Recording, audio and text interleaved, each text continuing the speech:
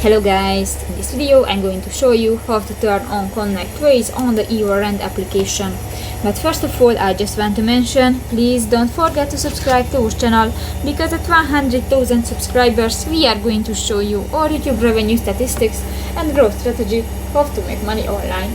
So let's jump into it. First of all, open the application on your device.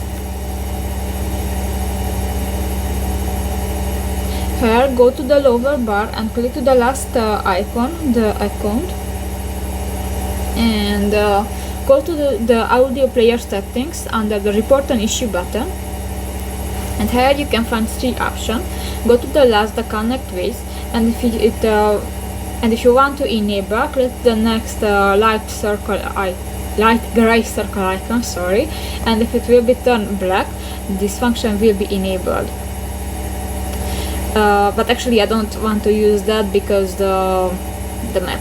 So that's pretty much it for this video, guys. See you in the next one. Bye bye.